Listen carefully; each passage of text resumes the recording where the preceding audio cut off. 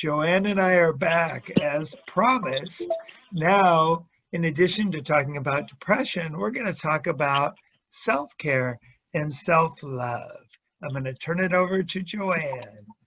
So I know last time we talked about depression and kind of defined what that was and how it can look for different individuals. And we kind of ended with talking about ways to combat those symptoms. And so I came across this quote that I thought was a good way to kind of measure progress, or a good way for an individual to talk about their own progress, I guess. And it says, "I'm better than I used to be, better than I was yesterday, but hopefully not as good as I'll be tomorrow."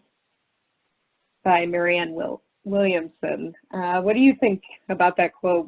How does that speak to you?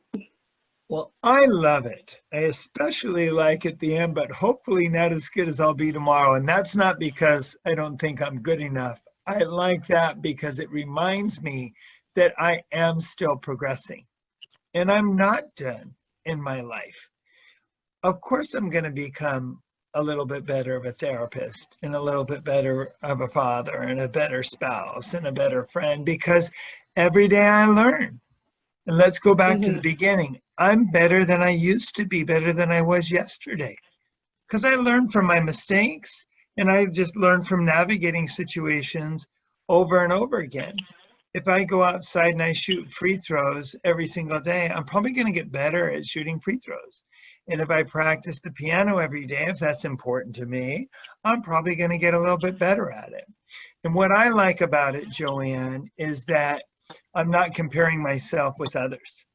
It's not, hey, I've been shooting all these free throws and I haven't made the NBA, or I've been practicing the piano and I'm not a concert pianist, or I'm not the #1 chair in the flute. Who cares? I'm better than I was, and I like improving. Not because I'm competing, and not because I'm not enough. So I love it. You can tell I'm a little bit excited. I really like this quote that you chose for us. Yeah, I love it too. I feel like it can speak to anyone in that exact moment. It kind of reassures you how far you've come and just reminds you that you can keep going the next day and keep growing from that. And with that, I like to talk about self-care and some of the differences in self-care and self-love, which I think will bring us to the next slide. So with self-care, I like to think that the 3 most important things are your sleeping, your eating, and your own personal self-care. And those can look pretty different. You know, you want to pay attention to your nutrition and your diet, make sure you're eating a well-balanced diet, because even minimal changes in your diet like that can affect your mood and do help alleviate symptoms of depression. Sleep hygiene, getting a routine, making sure you get 8 or 9 hours a night really has an effect on people. And the self-care piece is perhaps the most important, is just something that is just for you and not for anybody else. It takes you out of the headspace that you're in right now, and kind of distracts you or makes you feel calmer. And I think that people get the idea that they have to be these big things, like they have to go pay for an hour-long massage, or go to a spa for a weekend, or go on vacation for a week. And we can't all do that all the time. But there are small things that we can do, you know, like these are even brush your hair, have a shower, like just get in the shower, a long shower, do a short meditation. There are some 5-minute meditations that you can go through in the morning or at night. One of them here says, buy yourself some flowers. You know, I was just looking at that one. Yeah. What do you think about that? I like it. And you know what I really like about this list? This is actually, Joanne, the first time I've seen someone break self-care ideas up by the amount of time. And I really appreciate this. I think this is something that someone can, take a screenshot of and, put it in their phone, because it can Mhm. remind you that you can do something in the 5 minutes. And the buying myself flowers, what I like about this one is it feels spontaneous and it's treating myself. And you know what I was thinking when I saw buy yourself flowers?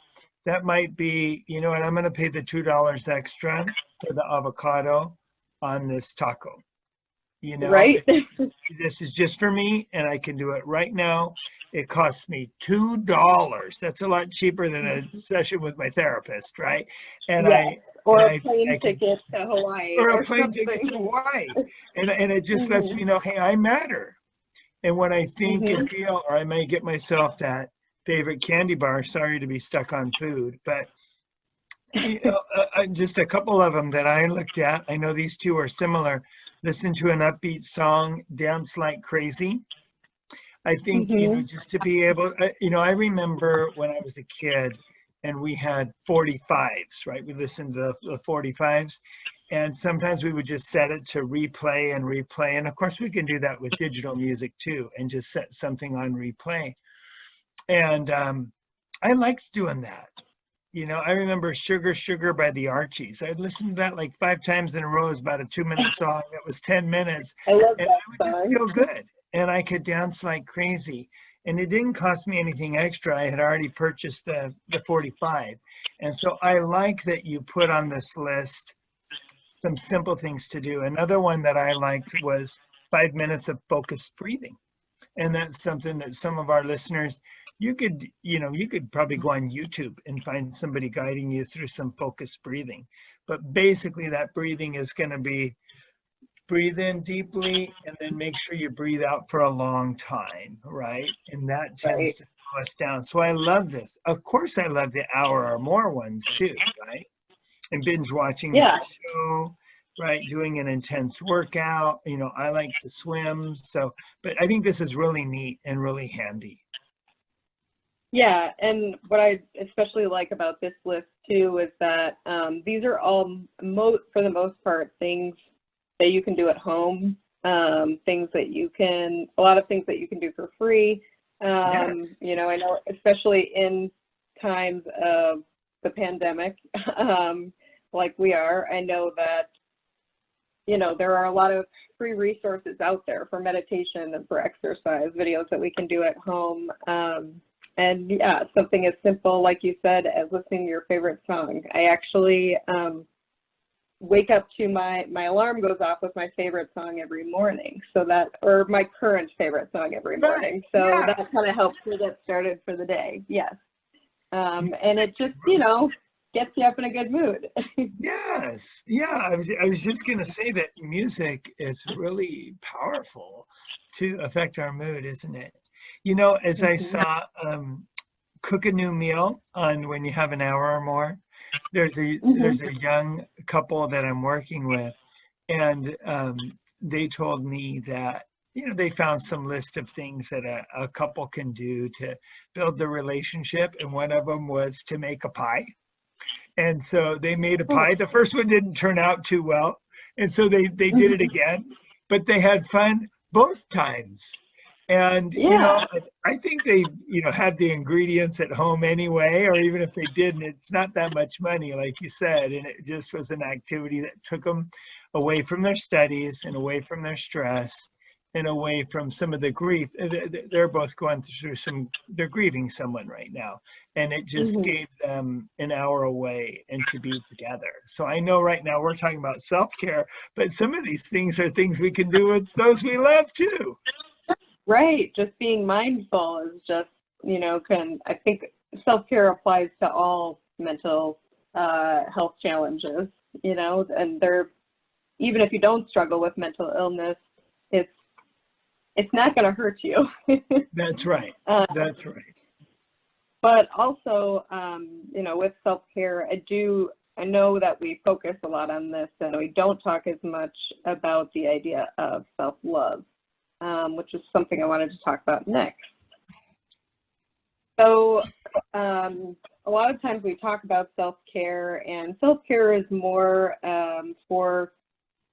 it focuses more on a person's immediate need for calming down or taking a break or something physical that they can do to kind of get that anxiety out. But in the long term, we want to think more, what we really want to look into is self-love. And the ideas behind self-love are, you know, the more of the idea of accepting yourself, and understanding why do you get into positions where maybe you need some more self-care.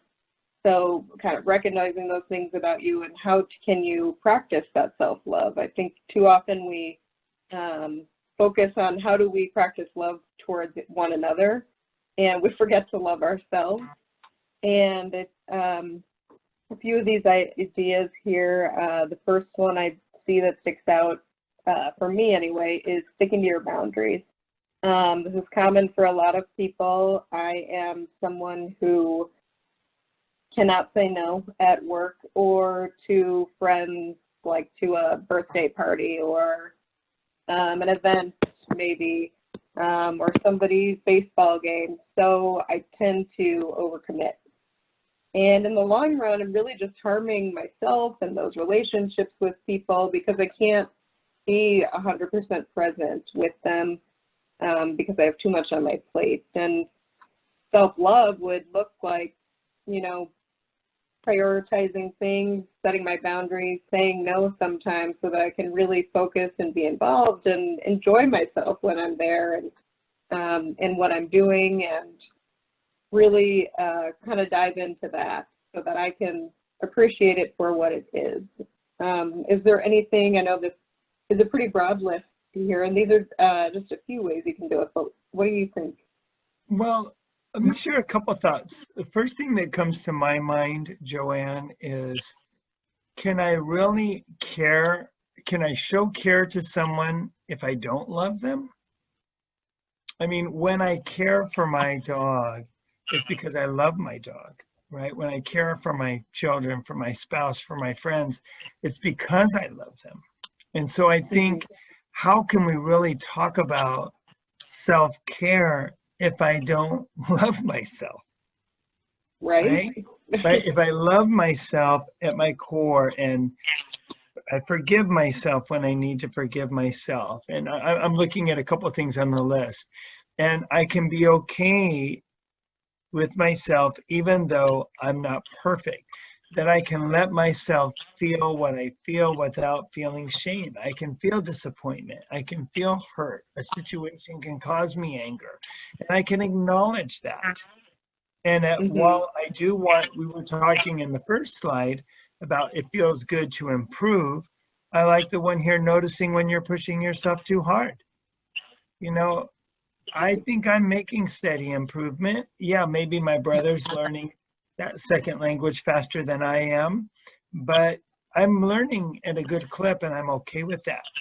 And you know, I also wanted to comment when you were talking about sticking to your boundaries and not overcommitting. That's an issue sometimes that I run into too, because I do love people, and there's a part of me that wishes I could say yes to all their requests, you know, to go to the baseball game and the bridal shower and the housewarming party and everything. And I think it can be, you know, rather than say, no, I'm not going to go to that event, to say, gosh, I wish I could. Thank you so much for inviting me. Could you FaceTime me when your son is batting so that I can see him batting? I would love to see that. Or if you take a video, can you post it or can you send it to me? Or I can't go to the ballet recital this time, but let me know when the next one is. I might be able to go at least for the portion that your son or daughter is participating in. And sometimes when I say no, it's no, not right now, or maybe no, I can't help you move for 6 hours on Saturday, but I could help you from 8 to 10, and then I have a commitment at 10, right? And then if I go over there at 8 and they're not ready to move, and finally at 9 they're ready, and at 10 I say, okay, I just wanted to remind you I have to leave at 10. Oh, but I thought you were going to help for 2 hours. I said I could help from 8 to 10, but I'm happy to, I'll lift the heaviest thing I can, but at 10 o'clock, I'm Right. out, right? Right. Why? What do you have to do at 10? I have another commitment. Well, what is it? Is it more important than this? Well, I have another commitment at 10, but I'm happy to help you, and I can maybe help you in 2 more weeks, and then I can still be that kind, loving, helpful person that I want to be. But Mhm. I'm running my life instead of, giving the steering wheel to them, because maybe if I stay all day and help them move, I'm not studying for that test I need to study for my master's program or whatever, or I don't get Right. that extra sleep or that long swim that I need for my self-care. So I don't always have to explain why I have the boundary that I have. Yeah, it tends to be our own self-care that gets cut when we're not paying attention to the self-love. Yeah, I mean, sometimes my commitment might be watching the Laker game on TV with my son, because we like to do that. But if I tell that somebody I have to go home to watch a Laker game, they might say, well, why can't you record it and watch it later? Well, I don't need to get into all that. I said I'd help you from 8 to 10, and I'm happy to help you from 8 to 10. And Right. I don't need to Right. feel guilty, right? Exactly. Yeah. Like you said, feeling feelings without your shame is um, so important for people. So many feel like a burden to maybe tell people how they feel, or they don't want others to feel bad about how they feel. But in turn, it's hurting themselves, and they're feeling this inner shame, and it's affecting the way that they are viewing other things, and at a certain point living your life. So I think it's, we want people to know that it's okay to feel these feelings, and their feelings are valid. It's okay to be human. Right. Right. I mean, are we really human if we don't feel everything? Right. Right? I mean, We have shouldn't to. we have to. That's how we relate to people too, right? If I don't allow myself to feel feelings, I don't think I'll be very empathetic with others when they tell me feelings they felt. Because I'm, why do you feel that? You should never feel angry. You should never feel disappointed. You should never feel betrayed. You should never feel hurt. It means you're weak. No, I feel hurt because somebody made a commitment that they didn't keep. And that I feel hurt. I mean, I'll recover, I'll survive, but I'm a little Right. hurt right now. Exactly. And it's okay to be mad and own that feeling in that moment. Yeah. Yeah. And with all these, I wanted to bring up to the last slide with our quote about self-care. So here's our last quote for the day. It says, self-love is being more committed to your happiness than to your suffering in every single moment. And that's by Nikita Chopra.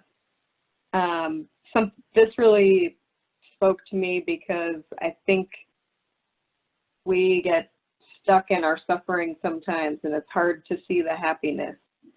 So in order to make that happen, we need to be committed to it, and we need to be looking for it and find the things that make us happy, which are in our self-care ideas and our self-love, and be more committed to that than living in what upsets us. How about you? What do you think about this quote? I was just writing some notes as you were talking, Joanne, that I liked. You said we need to look for it, right? Our happiness. We need to find it. We need to commit to it. Look at those action words. Okay. Mm-hmm. As we deal, if I'm passive with my life and with my emotions, it's almost like I might be complicit with my suffering. That to be happy, it takes some effort, I think. When I heard those Yeah. words, look, find, commit. And you know what else came to my mind, Joanne, was a slide we showed at the beginning of this episode. And it was that in depression, sometimes we're the prisoner and we're the jailer. Mm-hmm. And I was thinking of that, it sort of bookends this episode. that we don't want to be committed to our suffering.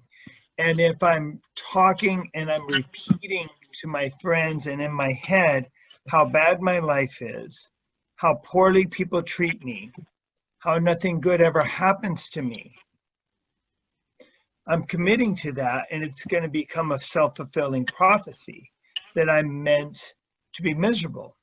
And I can prove that misery can find me, can't I? And so I love this. Self-love is being more committed to your happiness and having that little list, if not a hard copy of a list of the self-love and self-care ideas. Even that, in 5 minutes, what I can, I'm a little bit down right now. Maybe I'll put on a song. I have a half an hour now. Maybe I'll take a walk. What can I do to feel a little bit better and to remind myself that I have value, even though somebody flipped me off on the freeway or my friend didn't show up at the movies like they said they were going to. Some things that may get me down. I'm a little down. I want to be happy. I'm all the way here at the movie theater, pretending the pandemic's over. I'll just go by myself, and I'll get my popcorn, and I'm going to enjoy this movie by myself. I wish my friend were here. I'm disappointed they didn't come. I'll address that with them later. But I really want to see this movie, and I think I'm going to see it because I think I deserve it. I can't control if they kept their promise, but I can keep my promise to me that I was going to see this movie when it came out today, and that commitment, I'm going to try to be happy even when the circumstances are difficult. Every single moment, saying, what can I do about this moment now? I like that because it gives me some power in my life, and it makes me feel like I've got the steering wheel of my life, and I'm not just subject to how other people treat me. Right. We can commit to the happy thoughts instead of the negative thoughts, and it's a lot easier to feel the happy thoughts than it is the negative thoughts. But I like what you said about the movie. Yeah, you can go, and it's just recognizing that in yourself. It's like making plans to go anywhere. If you want to go to the beach and your friend can't go, does that mean you shouldn't go? Why not? It's something that you enjoy. Just because you're alone doesn't mean that you can't enjoy it. It's still something that will make you feel good. And just, I think being able to make that commitment towards being happy and not being stuck in the moment that a lot of us are in right now with the pandemic, I'm sure, and other moments in life, of course. But, and finding that, like I said, finding out what it is that makes you happy, learning what it is, looking for it, because it's not always right here.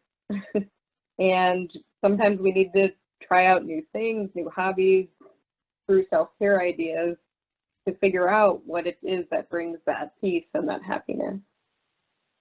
Well, thank you. I really appreciate it. And we're looking for peace and happiness, and I think you've shared lots of suggestions with us. Thank you again, Joanne, for being with us today.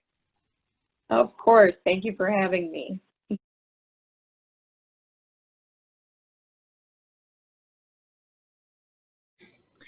Well, it's a time of the episode for Sing Along with Victor. Take it away, Victor.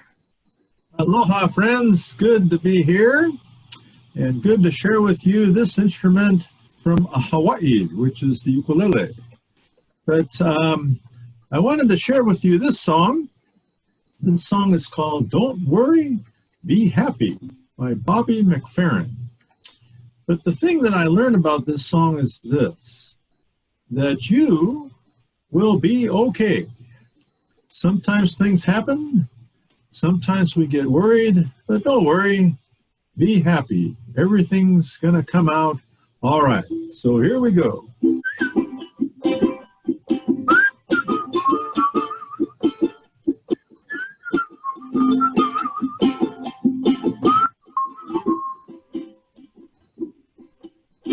It's a little song I wrote. You might want to sing it note for note. Don't worry, be happy. In every life we have some trouble, but when you worry you make it double. Don't worry, be happy.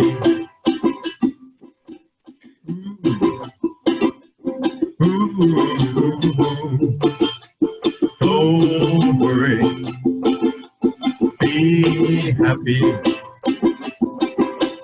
You got no place to lay your head. Somebody came and took your bed. Don't worry, be happy. The landlord say your rent is late. He may have to litigate. Don't worry, be happy. Don't worry, be happy. Ooh, ooh, don't worry, be happy.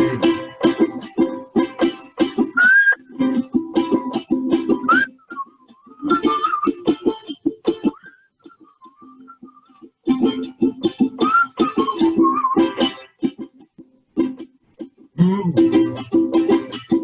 ooh, don't worry, be happy.